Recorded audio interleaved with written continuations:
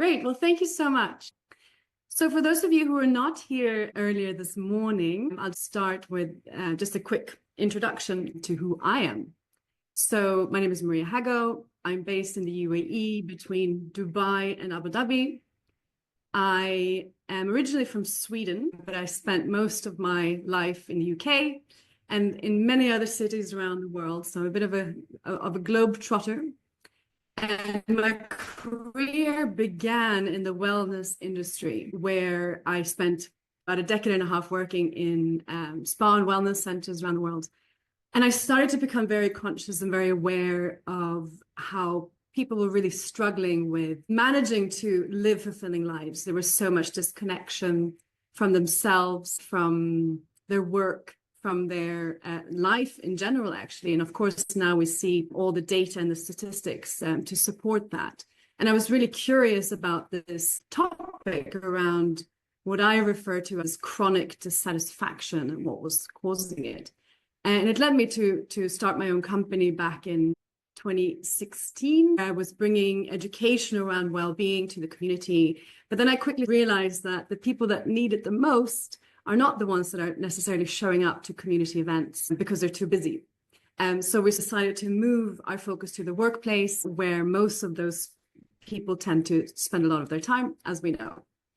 And I continued my curiosity for the root cause of all of this, the why, which then led me to pursue my master's in neuroscience and psychology, or psychology and neuroscience, rather, at King's College in London, which I completed a few years back. It's about 5 years ago now. Time flies. And it's the work that I do with my company, Transformate, which is really around 3 main pillars now: brain health, stress, burnout, and connection or disconnection.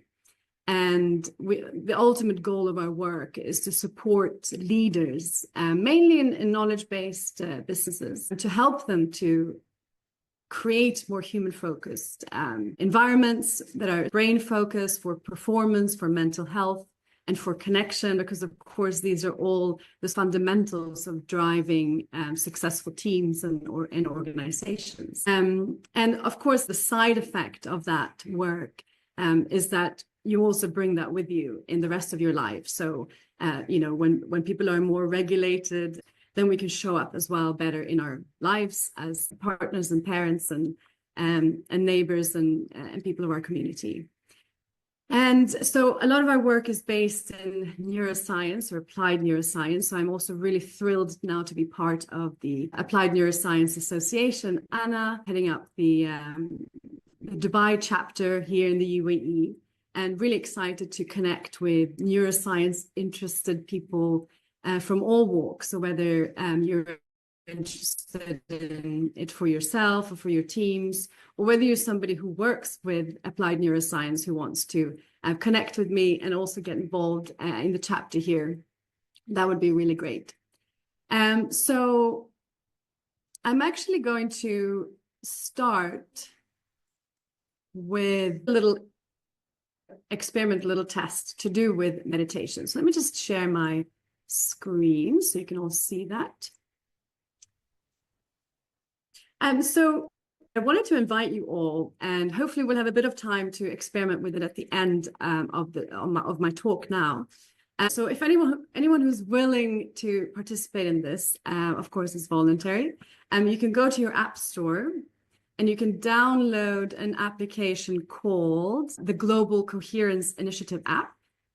And then you can join a group called ANA Global Mental Health, which I created for this session today. And so maybe just, if you want to take a moment just to do that, and then I will to the session. And what it's going to do, and actually the meditation that we've already done with Louise will help us to raise that coherence and our heart rate variability and get us more quickly into the zone once we try this at the end. And the cool thing with it is that we're able to work as a community. And of course, my conversation today is about community and the neuroscience behind community. So this will allow us to collectively collect heart coherence points so that we can bring that together as a community. So we'll play around with that in a little bit. I don't know if any of you managed to download it. if you give me a little thumbs up, perhaps in the chat, or if you need a little bit more time. Otherwise, we'll get moving. I can bring this back later as well, which hopefully we'll have time for.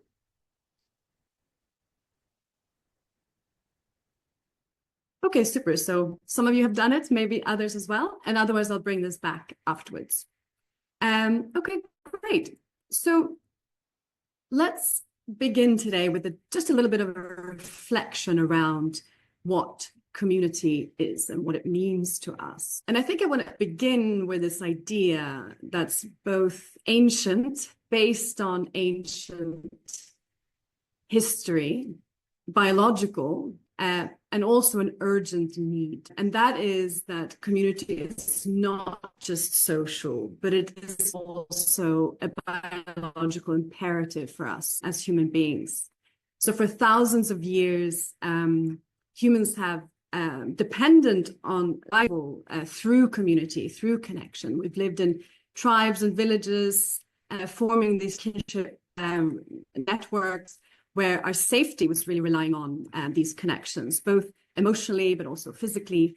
And these early communities were not really optional for survival. It was essential, whether it was based on shared geography, that people were living in the same places and sharing work and food and all the lifelines really that matter to us as human beings. And of course, things have now changed, which we'll dive into in a bit more depth, but that seeking of community is still there, which is why when we're disconnected from community, it can make us feel off. And I'm sure that we all have our own thoughts about this for the people that work with mental health, but also for the people who have lived experiences of their own. So it's really about looking at how historic communities were natural and now communities changing and evolving, and how do we cope with that? Well, if we go back in time, here in this region where I'm based in the Middle East, the Bedouin tribal communities, and also the pearl diving societies here in the UAE, this pre-oil focus of industry here, they really exemplified this relational interdependency of community. They lived in rather harsh environments, right? We're very grateful these days to have air conditioning and protection from the sun that they didn't have. And they really exemplified this interdependence and connection, and through collective mobility and strict codes around hospitality and dispute resolution. And so there's many things that were really wonderful in how they created community. Some of these things, of course, still exist in the culture today, which is quite different than when we see it in other parts of the world. But of course, much of it has also been lost. Ubuntu, which is an African philosophy, identity rooted in this relationality with other people. And there's a beautiful story around Ubuntu where there was an international researcher who was visiting a tribe, studying behavior, etc. And he gave a group of children a challenge. He said, I have a huge basket of fruit, and I'm going to place it here. And then you're gonna stand in line, and then you're gonna race towards the basket, and whoever gets there first will win. And much to his surprise, the children joined hands and they ran together to the basket. And he was, very perplexed as to why they would do that. And their response was just Ubuntu. How can one of us be happy if all the others are sad? And this is not just a poetic and beautiful story, but it's also rooted in our neurobiological need for connection. And of course, it's a beautiful story, and I think it's a reminder of things that we may have lost in our modern society. And the fact that we're still craving it is really apparent in the state of our emotional, mental, and also physical well-being. And because we know through the research that emotional resilience, mental well-being, even our immune function, and many other biological and mental factors are influenced by our sense of community. So I wanted to bring it back to you who's here today in the session, or if you're listening after at home, just to reflect on what does community mean to you? And perhaps you want to put your response in the chat, and we can see if you actually, I have also this, can scan and put your answer there. So I'd just love to hear some of your thoughts, what community means to you. What is it? Togetherness. Yeah, absolutely. We crave it, right? And if we're with the right people under the right circumstances, that togetherness is so crucial for our well-being and quality of life and connection. Yes. I want to feel safe with the people around me. Yes. That's a great point as well. And it's very much to do with what we're going to be talking about today, that's safety and connection, support, absolutely, being able to rely on others, fantastic. So why is it then, if we all have very similar shared experience, if we all have the same seeking, why is it that community can sometimes feel out of reach? And I think in today's world, we're more connected than ever, technologically at least, but it's driving this disconnection through that experience, that human experience. And a lot of it has to do with the dysregulation of our nervous systems. And we're going to dive into that in a bit more detail. But I want us to reflect a little bit on this, because I think we have an opportunity to work together to reignite community in a different way. And if we look at what happened, we seem to have been plodding along so nicely, living in a wonderful knit community that we explored just a minute ago. And then came industrialization and globalization, which has really reshaped our environments. We live in urbanization, which replaced the village lifestyle with this anonymity of big cities. The loss of intergenerational households has declined, something that we see more of in this part of the world, perhaps, than in Europe or North America. But certainly it's reducing here as well. So we're really moving culturally towards this sort of individualism. And in the meantime, losing out on some of the things that are so important to us. And then, of course, came COVID a few years back now with lockdowns. And obviously this fractured our routines of being able to spend time with people, with that co-regulation, etc. And there was a study of about 20,000 participants that confirmed that they felt this isolation and loneliness. And although they recovered and came out of lockdown, a lot of that was restored, but not all of it. And we also moved a lot towards this remote working, which, although it's fantastic for certain things in terms of being the flexibility and for women in the workplace, it's certainly positives with that flexibility, but it has impacted where we have longer periods of social distancing, which really disrupts us physiologically. It increases our stress levels, inflammation, our stress responses or threat responses, and so on. So we have to be a bit conscious and careful here how we navigate where the balance between remote work and flexibility and not losing those connections. Because even in the workplace, connections are so crucial to performance and nervous system regulation. So I think there's an invitation there to bring a bit of attention towards that risk of not slipping too far away from this community, and about build more conscious within our lives and the lives that we impact, whether you're a leader or head of a family, etc. And here in the UAE, actually, we've got a great initiative, and this year it's community. It's an initiative that was launched by the UAE government in order to encourage the reignition of community, whether it's with our families or our extended community in different ways.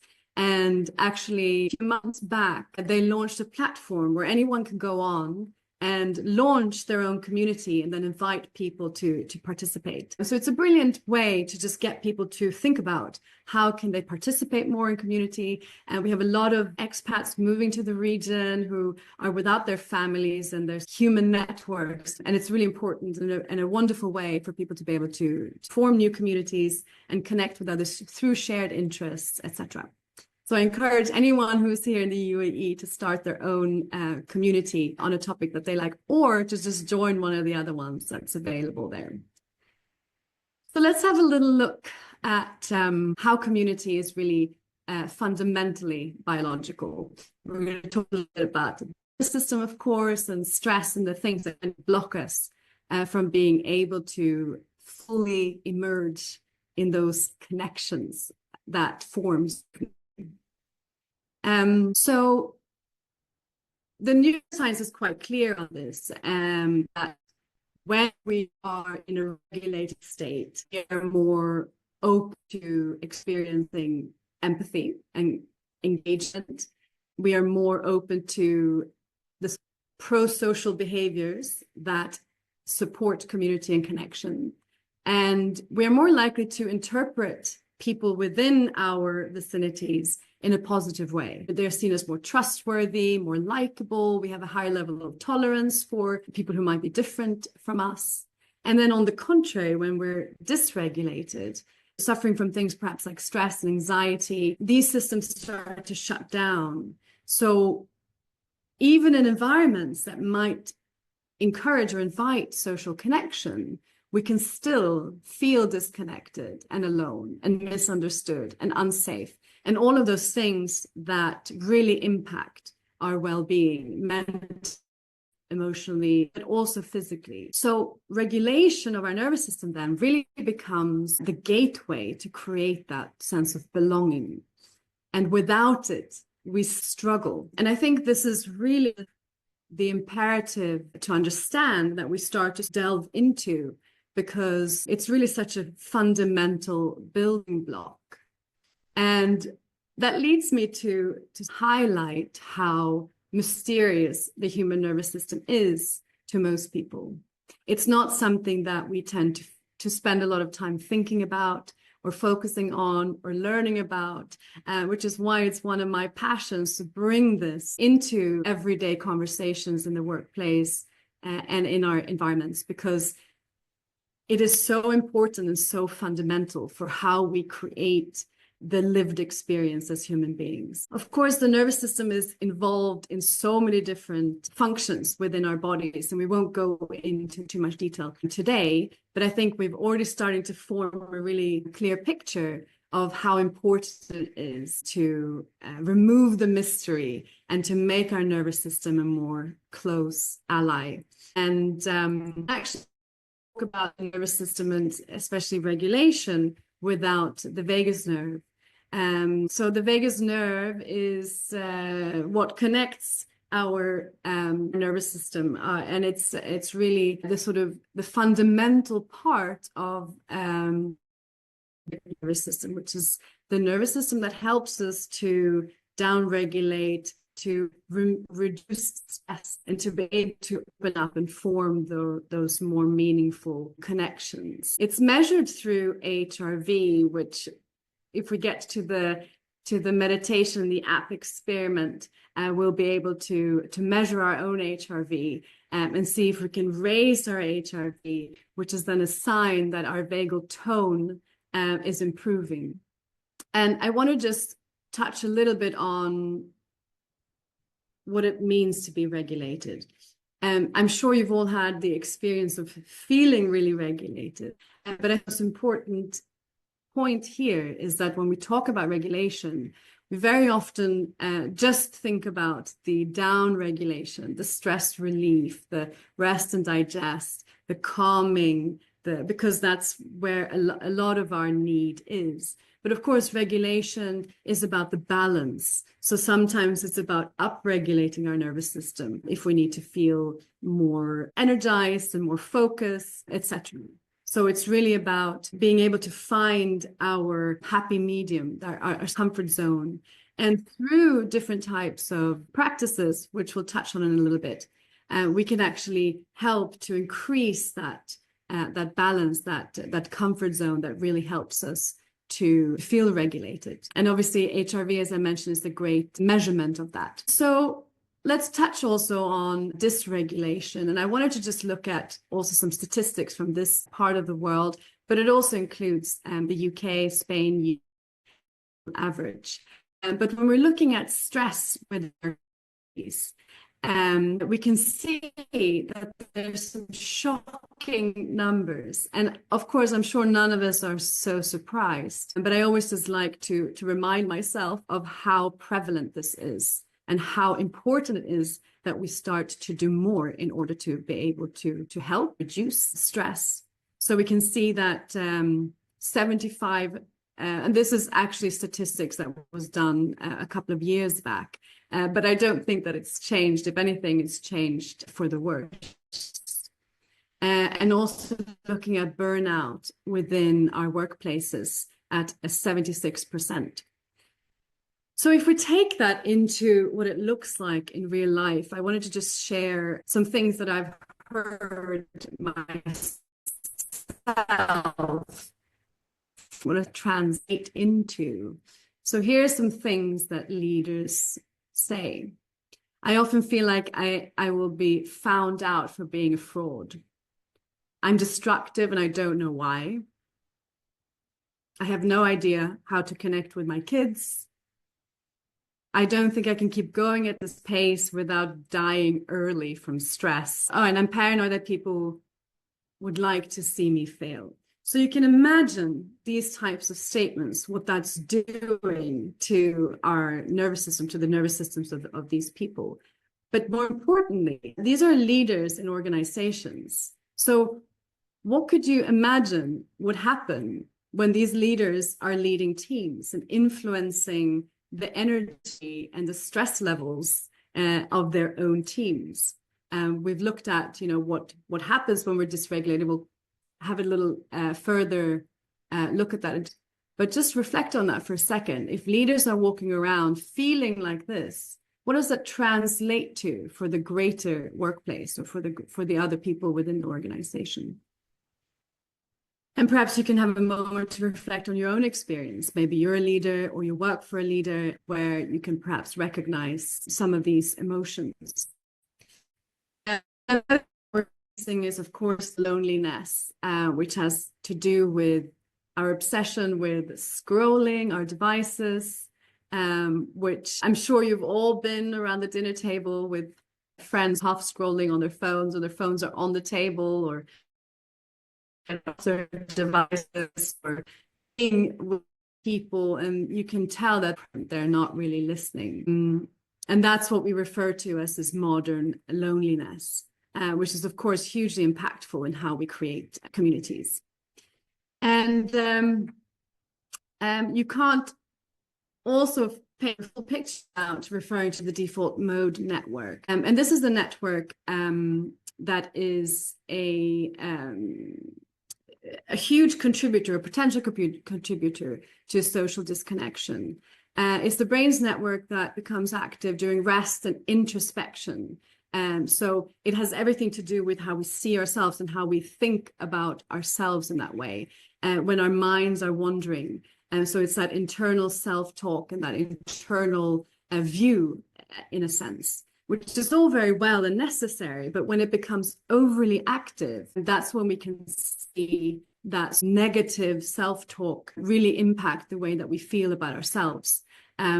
We can see that this is usually overly active in conditions like depression, anxiety, or ADHD, PTSD as well. And so one of the crucial things here is that we have to be reminded that we have to disconnect that rumination in order to not let it get out of control.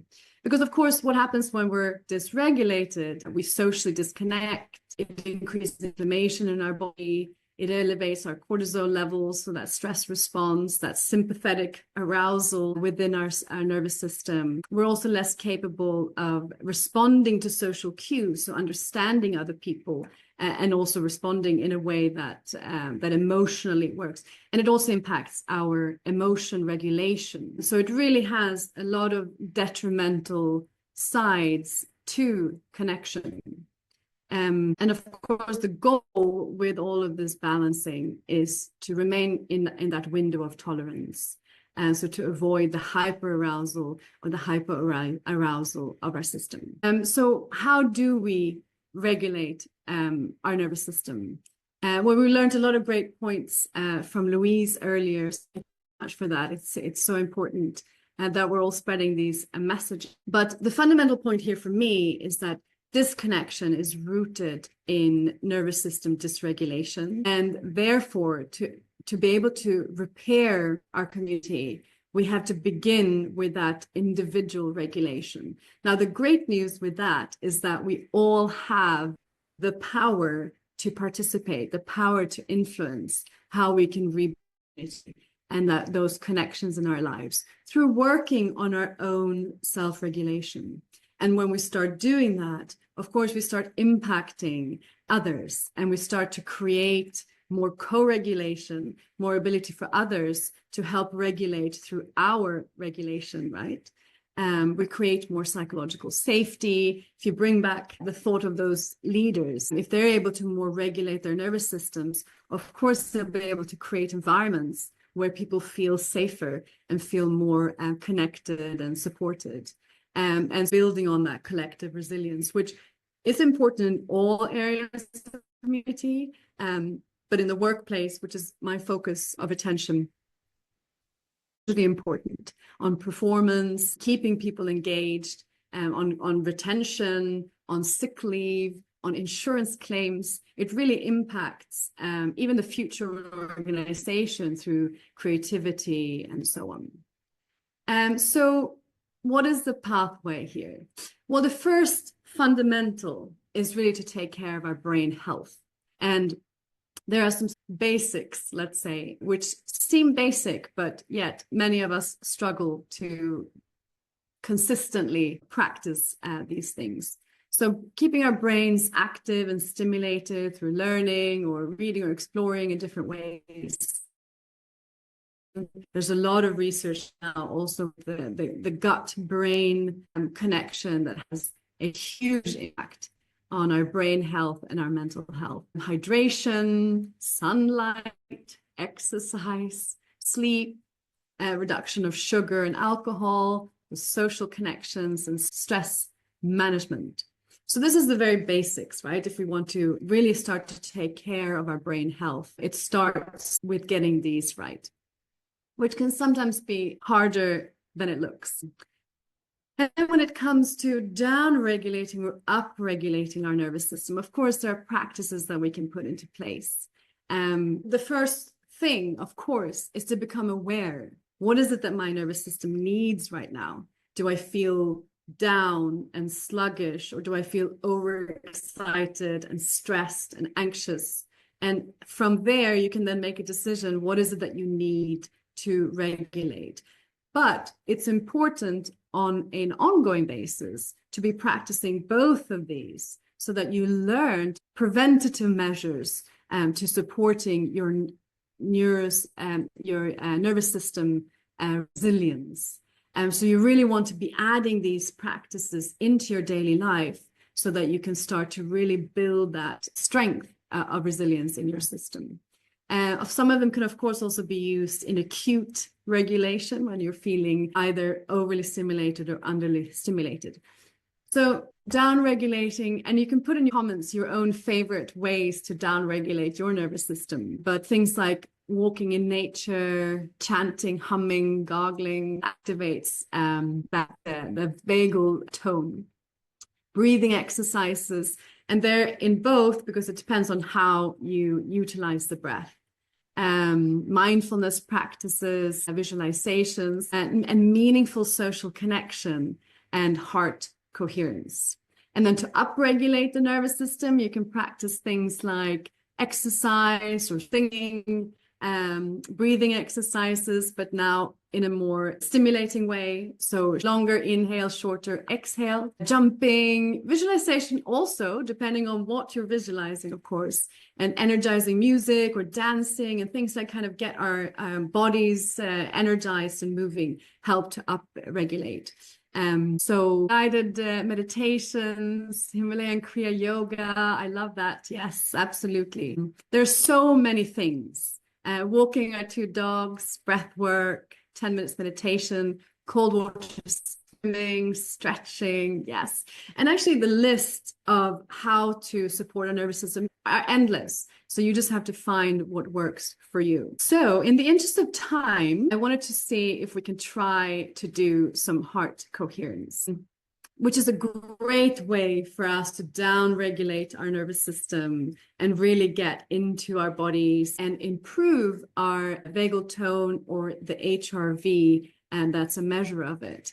And so I don't know if you all managed to download the application, but I wanted to share this application. I'm not associated with it, so I'll just say that off the bat, but I love using it, and I love it for several reasons. A, that it's very beneficial to do the practice, but also that it allows us to create community.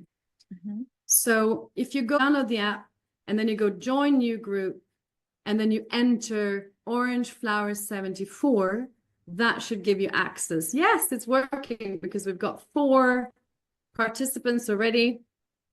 Hopefully we'll get a few more. 7 now. Okay, super. So the fantastic thing with this is that it activates your breath work, and it gives you that moment of pause. It measures your HRV, and it also allows you to see your coherence points, and then you can collect them as a group. So it means that every time we log in as a community, we're adding more points to our collective pool of coherence points, which I find beautiful. So you go to sensor camera, join session, and then you place your finger on top, and then it starts to measure your HRV. Is that working for everyone? If you're in and you can see on your screen at the bottom, there's a moving guide for the breath. Can you see that? So it's indicating to breathe in and then to breathe out. So it's really helping you to slow down your breathing. And you can hopefully see that as you change your breathing, it's also impacting your HRV. And what you're trying to achieve is like a smooth, even tone of the HRV. And so if it says that you contributed with 0 points, it means that it stopped working while you were doing it. And for any of you who have managed to get it up and running, let's just spend a couple of minutes slowing down our breath. And even if you haven't managed to log in, you can still participate by closing your eyes and focusing on your breath. And what you want to do to activate this heart coherence is really focus on your heart center. So let's just do that anyways, whether you got the app going or not. I got the app going. It's measuring my coherence, my heart rate variability. And if you have, great. If you haven't, then don't worry. But you can just close your eyes, put your feet flat on the floor perhaps, and then just focus on your breath and slowing it down. Try to inhale for 8 and exhale for 8.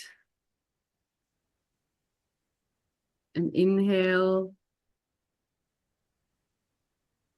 and exhale.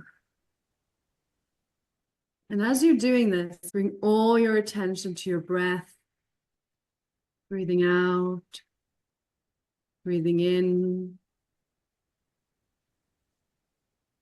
breathing out.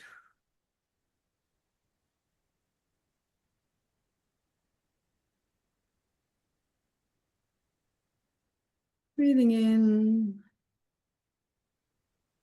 and breathing out. Okay. And so if you're using the application, normally we would continue longer, but I know that we're getting towards the end of the session. But at the end here, you'll be able to see the group coherence, your coherence level, your HRV level, etc. And then it gives you a historical plan of how we're accumulating points together. I've used it for many years and it's pretty accurate. And it's just a beautiful way, to motivate us to go in and collect points together. So I'll keep this group open for anybody who wants to continue using it and continue to add points. We've got 10 members so far. Perhaps we can share it with others and start getting our heart rate variability improved and working on our vagal tone and our regulation of our nervous system.